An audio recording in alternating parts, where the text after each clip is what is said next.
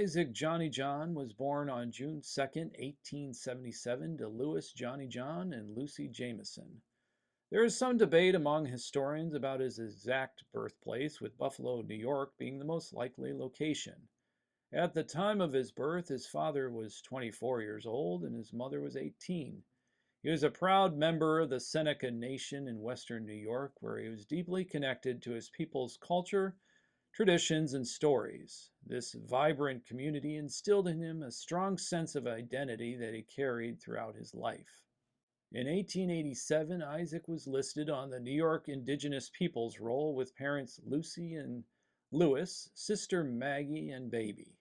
Isaac briefly attended the Carlisle Indian Industrial School in Carlisle, Pennsylvania between 1892 and 1893. This school had notable figures such as Olympic champion Jim Thorpe and fellow actors Luther Standing Bear, William Malcolm Hazlitt, Lillian Redwing St. Cyr, and Richard Davis Thunderbird. Even Jim Thorpe, a renowned athlete, would occasionally act, appearing in over 70 films during his life. Most Native American actors, including Isaac, assumed roles defined by the era's cinematic conventions and cultural narratives.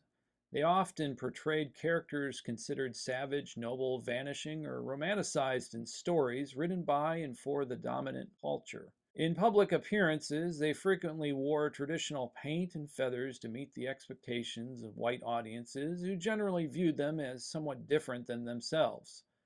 Furthermore, society kept to only one concept of what it means to be indigenous, and if you didn't look like your traditions were of the Plains people, you were somehow questioned. In the early 20th century, Hollywood native actors often served as trickster figures, simultaneously embodying and critiquing stereotypical representations of Indianness. Their roles were unrealistic and over the top, with broad generalizations and harmful depictions that were simplistic portrayals for the masses. Those who worked alongside these actors pushed for change, however slow, and did what they could to support their friends' careers. Stars like Tom Mix, William S. Hart, and Roy Rogers come to mind. But native actors helped each other too.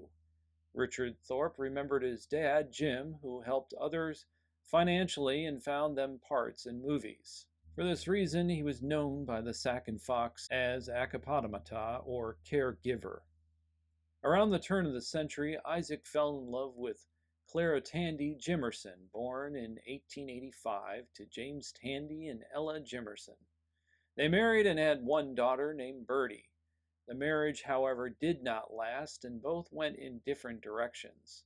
From 1903 to 1906, Clara was listed on the New York Indigenous Peoples Roll without her husband, and again from 1909 to 1910. Her record is beside Betsy Johnny John and a daughter Flora. Flora was born on August 21st, 1909. Clara is thought to have remarried a man named Tilden, and they had daughters Flora and Mildred. At the same time, Isaac married Cynthia Johnson, born on May 14, 1893. She was just 16, but had a life ahead of her as an Onondaga suffragist, artist, and part-time actress known for her Iroquois crafts, miniatures, and life-size cornhusk dolls. Isaac and Cynthia appeared in the 1910 census of Erie, New York, still under the name Johnny John. He was working on a farm with a neighboring relative, Carl Johnny John. Isaac was invited to perform in the 101 Rodeo around 1907, stationed in San Francisco. He took on the stage name John Bigtree, but a dispute with an abusive manager, Frank Kirkner, caused him to leave and return to New York. By 1913, John, as he was known, claimed to be one of 3 Native American chiefs whose profiles were used to create the portrait on the Buffalo nickel, designed by New York sculptor James Earl Fraser. The 2 other chiefs were Iron Tail and Two Moons. Fraser said the picture was taken from several figures, with the third he could not remember, possibly Two Guns Whitecalf. But John asserted his portion of the portrait was from the top of the forehead to the upper lip.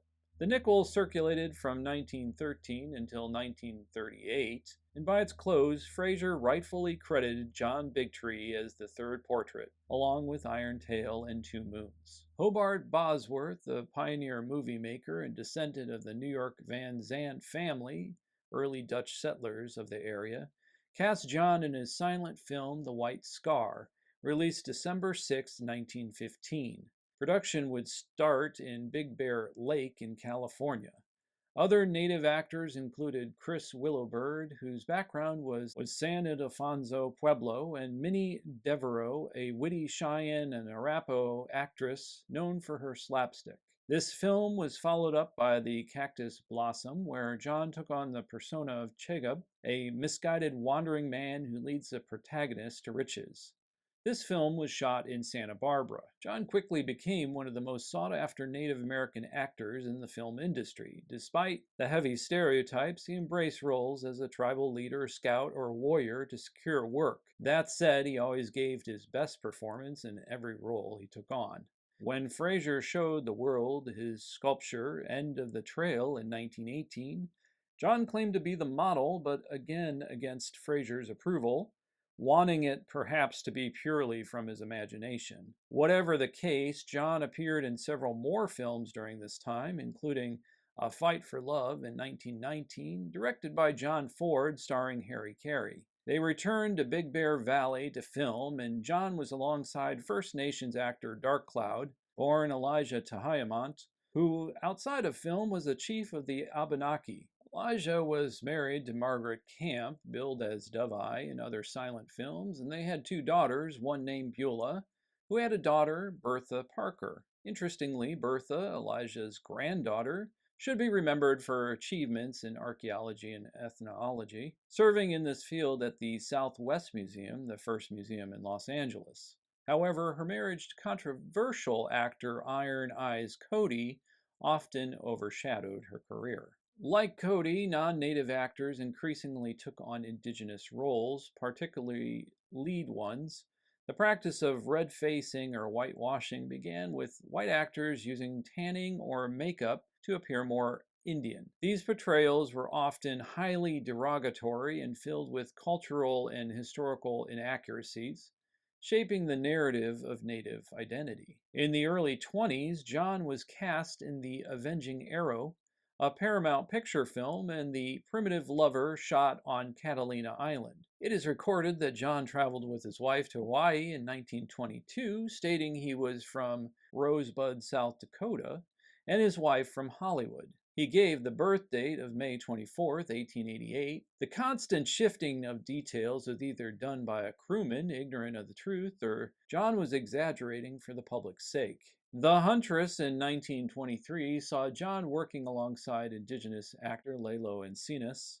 The following year, he was marked as Isaac Johnny John on the 1924 Indian Census roll for Allegheny and Cattaraugus, New York, before leaving for England with his wife on March 4, 1924. John completed several more films in the mid-1920s, including John Ford's The Iron Horse alongside Chris Willowbird, The Frontier Trail with Harry Carey, Warpaint with Chief Lowachi, aka Daniel Simmons. Daniel was Puyallup, born in Kitsap County, Washington, and although not enrolled in the Yakima Nation, his parents, John W. Simmons and Lucy Riddle, had land there. He began his show business career as an opera singer, but for financial reasons switched to acting, where he was asked to play a rampaging chief to comic relief sidekicks. The Desert's Toll was followed as a low-budget western with Anna May Wong appearing.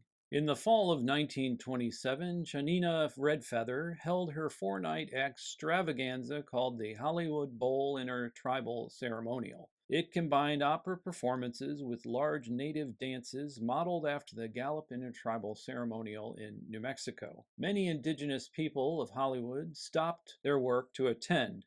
The goal was to raise funds to build a native village near Los Angeles where Native Americans could carry on their arts and crafts. Chanina was a well-respected community advocate and talented Creek and Cherokee musician. The opera Chaniwis was based on Chanina's life story, and her songs Land of Sky Blue Water and Indian Love Call garnered her success. She also knew tribal songs in at least 7 different languages. She was world renowned, and many natural features were named in her honor. More importantly, she helped various organizations, from Native Americans getting their U.S. citizenship to founding the American Foundation for the Education of the American Indians and the First Daughters of America. John had another busy year playing Chief Pontiac in the 1927 film Winners of the Wilderness, opposite Tim McCoy and Joan Crawford, in this story about the French and Indian War. Other notable films included more with Tim McCoy, such as The Frontiersman, Spoilers of the West, and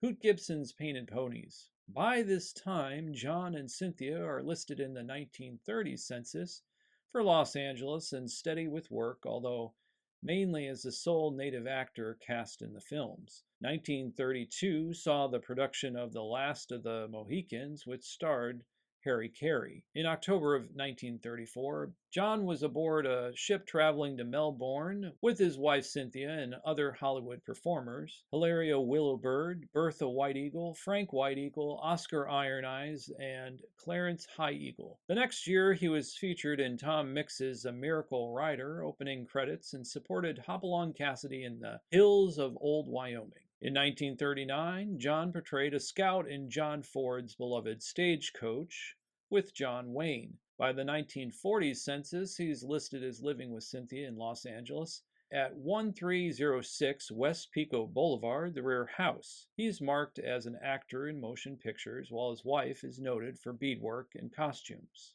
In 1947, Cecil B. DeMille's Unconquered credited Boris Karloff as a chief of the Seneca. Meanwhile, John went uncredited, yet was Seneca. 1949, She Wore a Yellow Ribbon, directed by John Ford and starring John Wayne, marked one of John Bigtree's last major performances. His career spanned 59 films between 1915 and 1950. He was not given many speaking roles, even after the invention of talkies, and many of his roles went uncredited. When John retired in 1951, he focused on art and participating in community events. He and his wife Cynthia appeared at the Green Corn Dance hosted by the Nation. Cynthia provided her famous green corn soup and ghost bread. John joined other Onondagas at the Syracuse Boys Club camp to share Indian lore and demonstrate tribal dances. In 1964, he graced the cover of Esquire magazine commemorating the Buffalo Nickel and participated in the New York State Fair's Indian Village, dressed in Plains leather attire, partly for teaching purposes but also for advocacy, to assert their identity as native peoples while the state sought to tax their lands. Onondagas were battling polluters on the reservation and making the case that wampum belts and other items housed in the New York State Museum were part of their cultural heritage. John made bows and arrows to sell and sold photos and postcards of his early years. He lived his remaining life with Cynthia at her home in Nedrow. John died on July 6, 1967, at the age of 90. He was buried in the Onondaga Nation Cemetery in Indian Village, New York. This has been Biographies of the West. My name is Lorin Morgan-Richards. Thanks for watching.